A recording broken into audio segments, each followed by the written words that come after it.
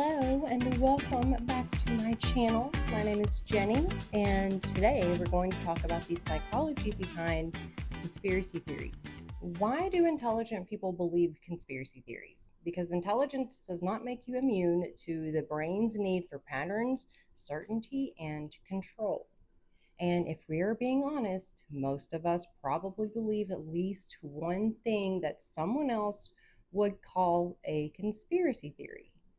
So, what is actually happening inside of our brains when we start believing that powerful people, organizations, or governments are secretly working together? Psychology has some answers. Psychology always has the answers. I'm going to stop right here and say, please like and subscribe. If you do like this kind of content and you want to see more of it, please subscribe to my channel. I'm trying to grow here. But one of the biggest reasons people believe conspiracy theories is because our brains are constantly trying to find patterns. Humans are pattern seeking creatures. We see a few events that seem connected, and our brain immediately starts asking, is this really a coincidence? I don't believe in coincidences, by the way. And sometimes that instinct is useful. If you hear a noise, every time you walk past a certain area, you might start looking for a reason. Our brains evolved to look for patterns because recognizing patterns would help us survive. Sometimes we see patterns that aren't actually connected. A good example is the assassination of JFK. It was such a shocking and important event that many people found it hard to believe that one person could be responsible for something so huge. So instead of accepting a simple explanation, people started connecting unrelated details and looking for a larger hidden plot. That's pattern seeking in action. I am not saying that I believe that I do believe in that conspiracy theory. Okay, and that's just an example. So another reason is that conspiracy theories can give people a sense of control when something scary, confusing, or unpredictable happens. I don't know is a really scary and uncomfortable answer. A conspiracy theory can provide an explanation. And even if that explanation is frightening, it can feel better than the chaos of not knowing. Because if there's a person or group responsible, then at least the world makes sense. Then there's something called proportionality bias. This is the tendency to believe that big events must have big causes. Something terrible happens, and our brains might think something this huge couldn't possibly have happened because of a series of ordinary mistakes. Don't know that accent or where that came from, but we're going with it. So we start looking for an explanation that feels equally huge. That's why people often struggle to accept that major historical events can come from messy, ordinary causes rather than an all powerful secret plan. It's just that all the dominoes fell at once. Another important factor is confirmation bias. Once we start believing something, we naturally look for information that supports our belief. We're looking for that validation. And we tend to dismiss or question information that challenges it. That's not, I was validated yesterday on TikTok. The internet makes this incredibly easy, right? You can find someone who agrees with almost anything you say, and then there's ChatGPT who will agree with everything you say. But once you find a community that shares your belief, that belief can become stronger. Then there's the backfire effect.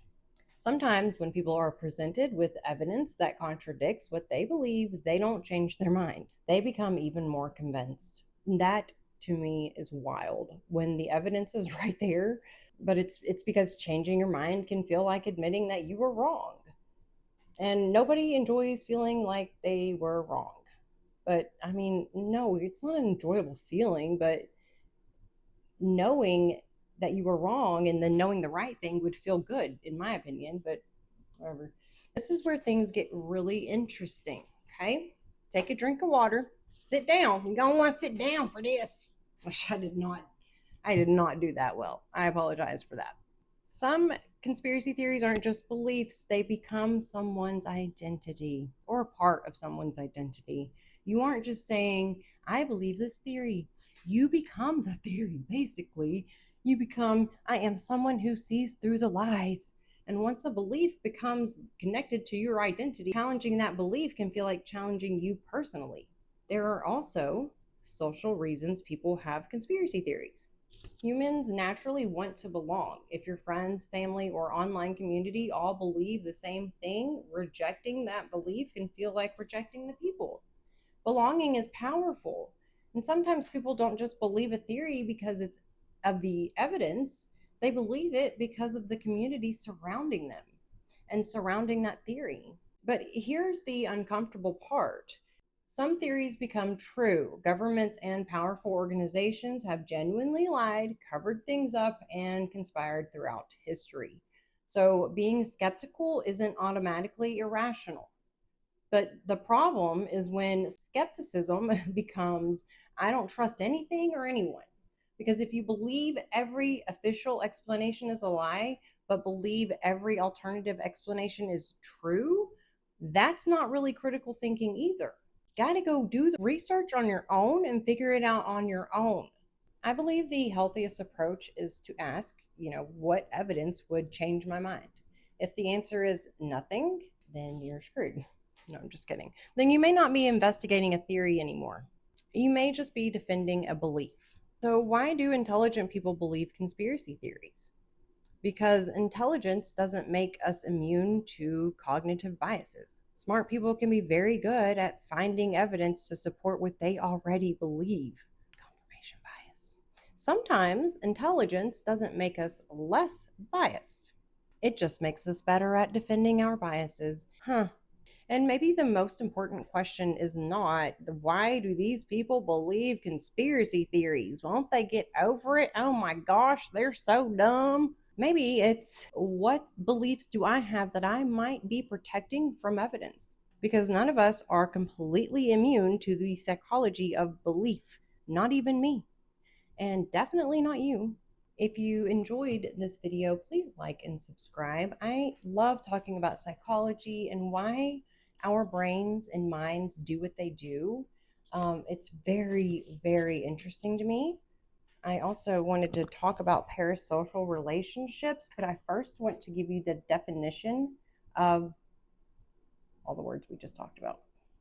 So, a conspiracy theory is an explanation of an event or situation that credits a secret, sinister plot by a powerful group. It generally rejects mainstream consensus and or official narratives. These theories often emerge during times of crisis and use circular reasoning to resist disproof. So, someone already did this video. That's okay. I really do like talking about the psychology behind why we do the things that we do. Psychology has always been very interesting to me. I want to know exactly what I just said, why we do the things that we do. And yeah, do you guys believe that the JFK situation was not a conspiracy? What do you believe there? I'm very interested to know, but thank you guys for being here. I hope I see you in the next one.